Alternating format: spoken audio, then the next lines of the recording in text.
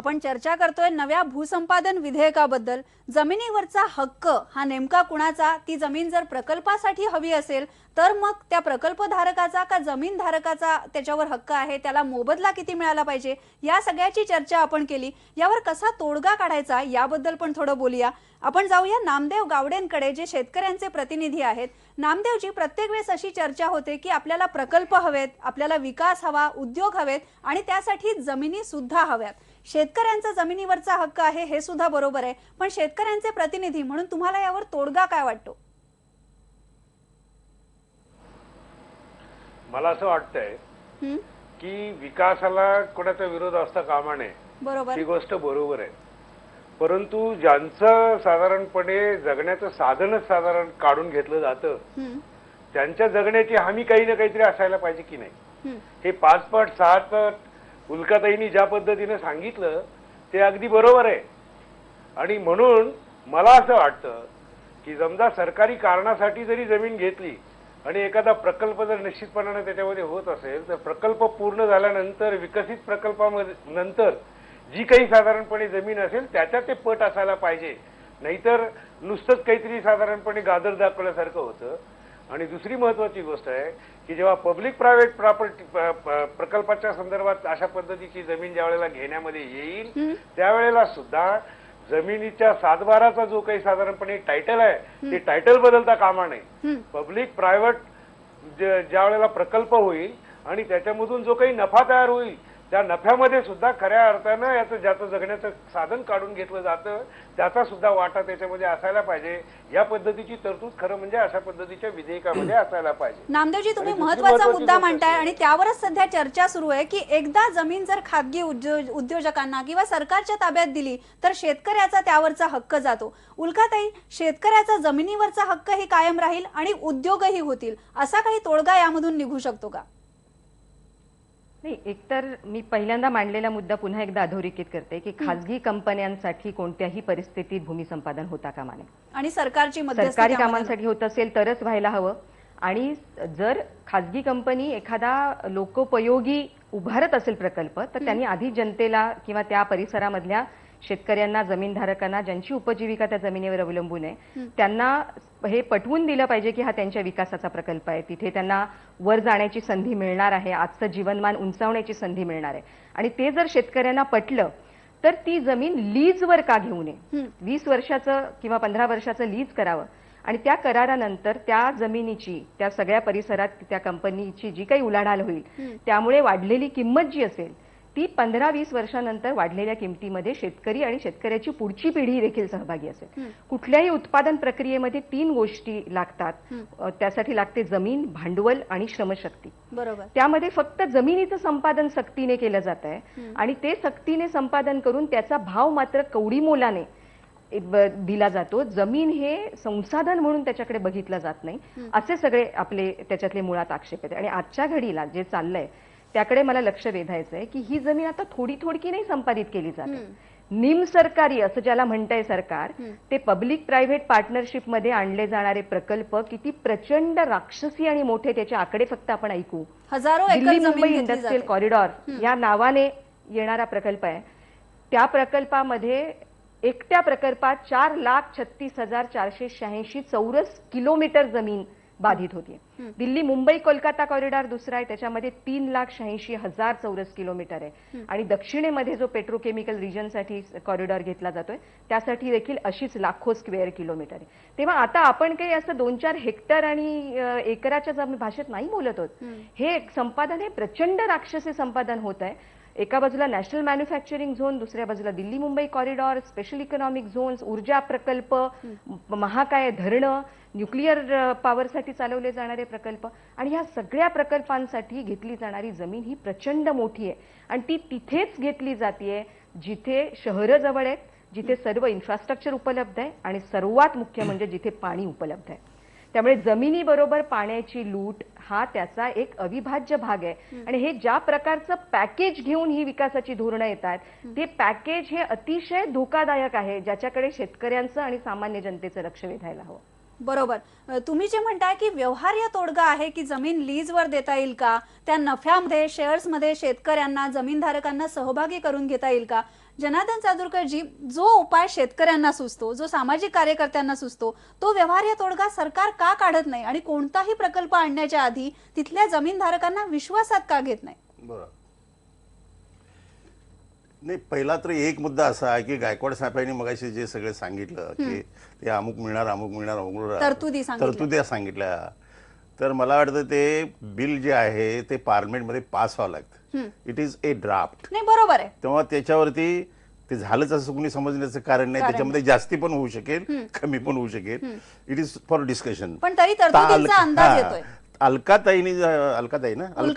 उल्काताईंनी जो मुद्दा उपस्थित केला की प्रायव्हेट आणि पब्लिक पार्टनरशिपच्या मध्ये सरकारनं रोल प्ले करता कामा नये, हा कळीचा मुद्दा आहे आणि हा मुद्दा त्या कायद्यामध्ये रिफ्लेक्ट झालेला आहे असं माझ्या वाचनात आलेलं आहे. जेव्हा that when it will come out, त्याच्यामध्ये याची चर्चा अशी झाली की जर सरकार त्याच्यामध्ये रोल प्ले करत असेल तर मग ताज कॉरिडॉरमध्ये किंवा ते यमुना एक्सप्रेस हायवे मध्ये किंवा मग कुठं आणखीन बाकीच्या याच्या प्रकल्पामध्ये राज्य सरकारने पैसे कमवले आणि तशा पद्धतीची भूमिका शेतकऱ्यांना मग ते डायरेक्ट त्यांच्याशी संपर्क साधून त्या डेव्हलपरशी त्यांनी त्यांच्याशी त्यांना जसं अलकाताई म्हणायला त्यांना समजावून द्यावं.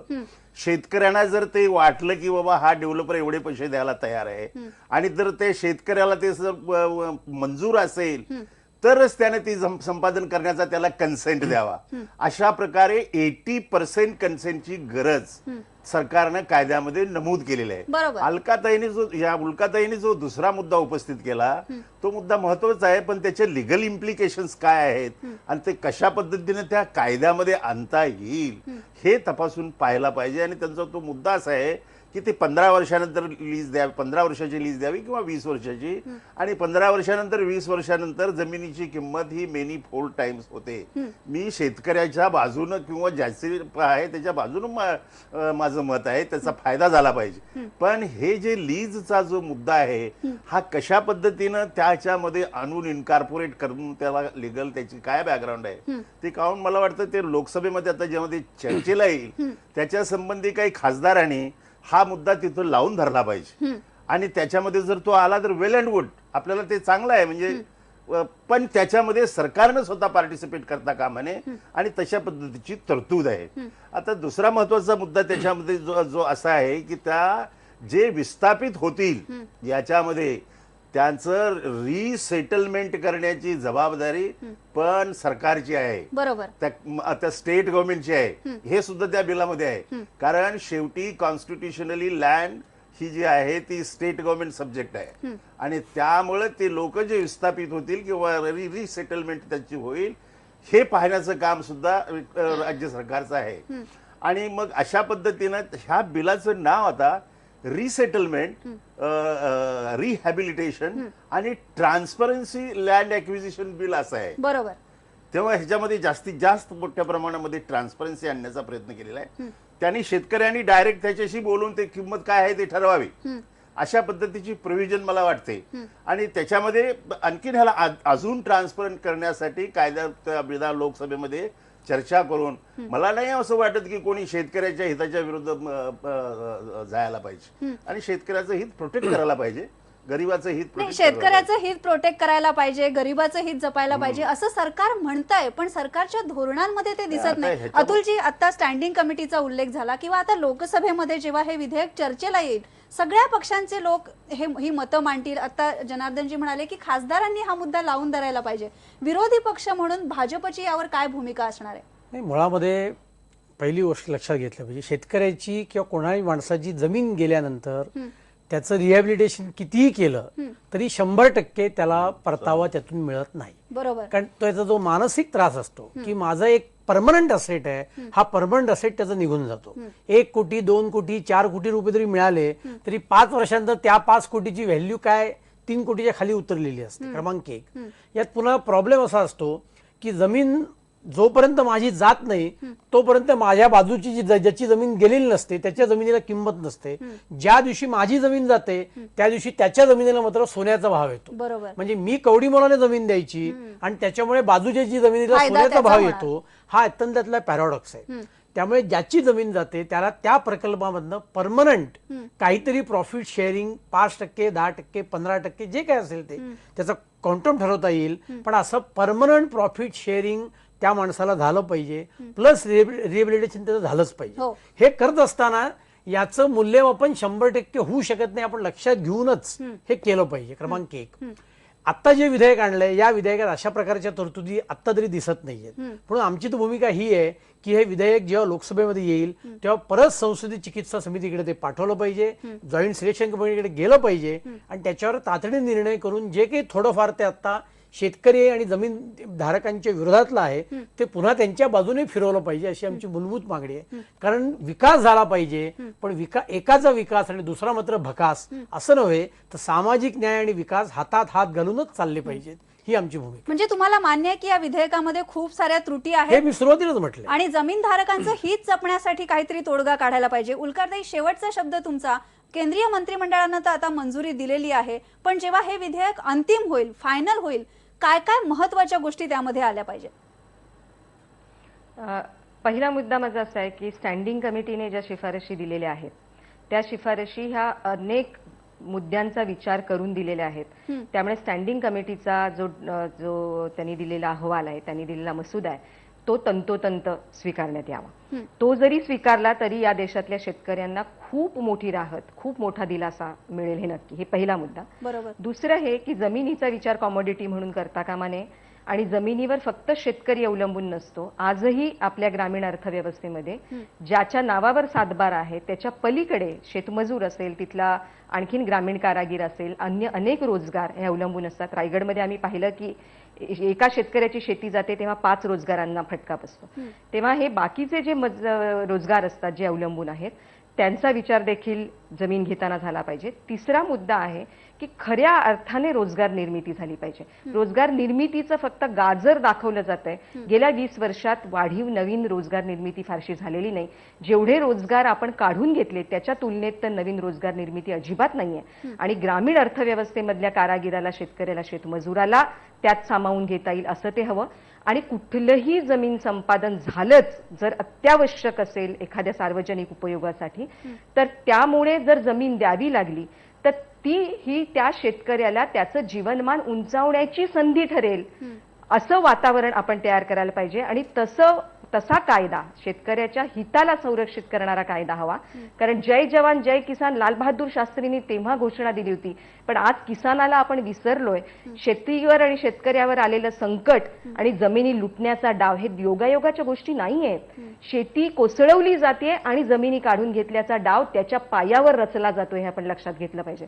त्यामुळे शेतीला संरक्षण, देशाच्या अन्न सुरक्षेला संरक्षण देत आपण यापुढच्या विकासाचा विचार केला पाहिजे. आणि देशातल्या सर्वात तळाचा माणसाचा विचार विकासाच्या केंद्रस्थानी मानून जेव्हा आपण करू तेव्हा आपण खऱ्या विकासाच्या दिशेने निघू.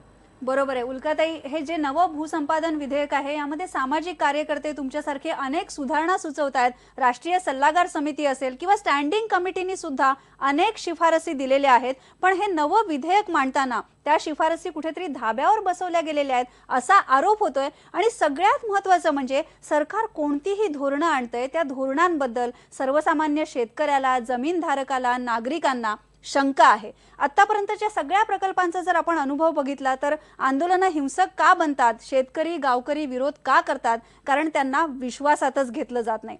सरकारनं जर सगळ्यांना विश्वासात घेऊन लोकशाही प्रक्रियेनं हे नवं विधेयक बनवलं तरच ते कुठेतरी शेतकऱ्यांच्या हिताचं ठरेल.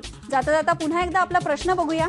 केंद्रीय मंत्रिमंडळानं मंजुरी दिलेल्या नव्या भूसंपादन विधेयकाबद्दल तुम्ही समाधानी आहात का, हा आपला प्रश्न होता. आता आपला पोल काय म्हणतोय बघूया. आता तर 14% लोक म्हणतायत फक्त आम्ही समाधानी आहोत आणि 86% लोक म्हणतायत आम्ही समाधानी नाही. जनता नव्या विधेयकाबद्दल समाधानी नाहीये, त्यामुळे सरकारनं त्याचा पुन्हा एकदा विचार करायला हवा आणि मगच कायदा आणायला हवा. आजचा सवालमध्ये आज इथेच थांबूया. पहा फक्त IBN लोकमत.